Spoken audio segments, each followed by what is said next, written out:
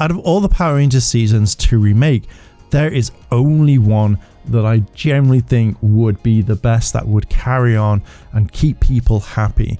Mighty Morphing is dead. It's been done way too much. Get out of here. We don't want you. Your time is up. Now, we've had so many seasons, but there is one season that would work way better.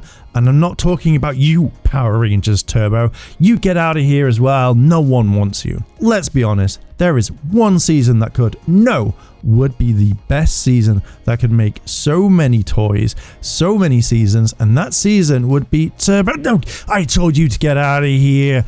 Get out of here, Turbo. That season would actually be Super Megaforce. Now, you might be wondering, Mark, why would you choose that season and not the other ones? There must be other seasons that would suit it better. Hey, you stay away. Even though Super Megaforce didn't have a huge following and some fans actually didn't like it, to me it had one of the most marketable seasons that not many seasons could do. I'll touch upon that later on in the video. Let's talk about what I would do with it. The story and the universe could take place in a brand new one, something that isn't linked much to the main universe, bar one thing: the Power Ranger keys. You could show that the Rangers gave up their powers to fix the unstable universe. You could link it to what happened in Ninja Steel with Count Draven wanting to merge everything, or what the main idea was, which could have done wonders. Anyway, the Power Rangers are now in a new universe. They have access to all these powers. You could have had the original suits redone, Time Force, Dino Thunder, etc., and then bring them back and utilize them all. Pretty simple, really. The main base could actually be in the morphing grid itself. Just not the white room, because that would generally annoy me, but you could generally have it set in the morphing grid. This way that the powers could be used properly, and that's why they're all there. Kind of think of the base like the Wave Rider from Legends of Tomorrow in the time stream. That way, if anyone had a question, that you would have a simple answer to it. If you didn't want to do that, then you could have a normal base that's full of high tech. What I would do is either create the evil version of the morphing grid or the negative morphing grid.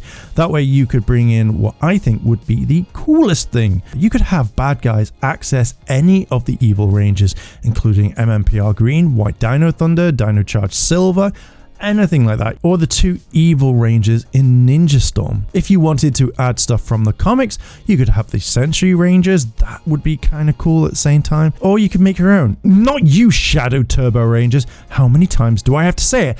Get out of here. What would be really cool is the thought that the evil Rangers could use these keys to turn into past generals. Imagine a bunch of villains turning into, say, Goldar, Eclipse, or Korag, or even the beautiful Dark Rangers.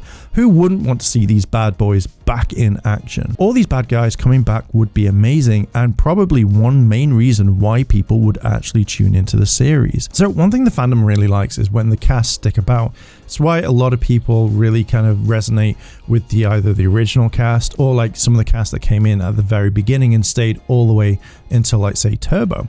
So you could have the cast stay for this remake until whenever they wanted to leave, or if they got fired or whatever you wanted to do, they could stick around and the fandom would form a deeper connection with them and like them that much. That's one of the reasons why a lot of people don't like the year change. So again, keep the cast, have them come in, they can stick about until whenever. Mainly if you wanted to make parts where you always changed into the past Rangers, then you could. You wouldn't need to actually make new suits, or you could just use Sentai footage, whichever way you wanted to go on that one. But think about it like this: the entire fandom has a connection to these suits. Everyone from a certain age, people back watching MMPR in space, Mystic Force, Samurai, but again, not you, Turbo. Why do you keep coming back? This way you could get people interested. If you did want to link it to the previous main canon timeline, then you could do, but I'm going to talk a little bit about Star Trek Picard Season 1. Look, Season 1 was trash, Season 2 was better, but Season 3 nailed it on so many levels. You had the old cast come back. In Season 1, Patrick Stewart didn't want any of them to come back because he wanted something a little bit different. He didn't want people to reminisce or want everyone back there, and that was a really like bad move, because again, Season 1 was trash, Season 2 was okay, and Season 3 was an absolute banger. In Season 3 of Picard, you had adventure, you had Voyager and Deep Space 9 elements, ships from all seasons and movies, and one main thing was the Enterprise D and the bridge that was remade. All things like this made Picard Season 3 a hell of a season. I generally think that if you went to Deep Space Nine or had it in the background, it would have been almost perfect. Adding Admiral Janeway would have definitely made the series perfect. If you did this with the Power Rangers remake, then I think that you would win the fandom over so quickly. Like really quickly. The fandom wants amazing stories. They want decent characters. This is something that the fandom has wanted for such a long time, and if done right, I generally think it would be amazing. So what would this actually mean for the toys? Now, if you're going to reboot MMPR, then you're not going to be able to make much. I mean, you have what, a set of 6 figures, weapons, a morpher, and then nothing, just like Turbo. With Super Megaforce, then you could make so many things if you do it absolutely correctly. Mainly you have the whole morpher, saber, and the pistol, which is a given. Make them 2 sizes, standard ones and memorial. But sell the adult ones on a website so you know that the people are serious about ordering them and you don't make too many and it just gets all messy. When it comes to the Ranger keys, you would want to make them the size of the Japanese one. That would be an absolute no-brainer. It would annoy me if they made them the same size as the American Bandai ones. It would just literally be a shame. If you did them as the same size as Japan, it would be an absolute winner. But literally you would put some keys with certain things. The morpher gets a key, the sword gets a key, the pistol gets a key. You have range key packs again, and then the toys that no one wants to buy, no one cares about, you know, all those bad shitty ones, you'd literally put a random key with that and bam, people would actually generally buy it because they want the actual key itself. Collectors would buy them up. I know that I would buy at least 2 of each, 3 if need be, if I just want to open one and like have 2 stored away at some point. Now don't get me wrong, the Super Megaforce toy line had some alright stuff. One of my favorite things was the Power Morphicon key sets. It looked absolutely fantastic.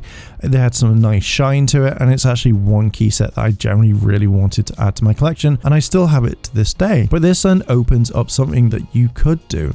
Shiny keys. It would be variants. Everyone goes for this sort of stuff. But you know, it's random, so there you go. And any more that you wanted to put in, you could do with these keys. Effectively, you're also future-proofing this for the future, that you didn't really have to kind of like put more thought into it. Let's say you want to add other seasons than Kaija, Don Brothers, King Oja, Bumbunja, you know, all those sorts of series. You could actually just make keys and bam, there you go. You're not spending that much and people would just instantly buy it.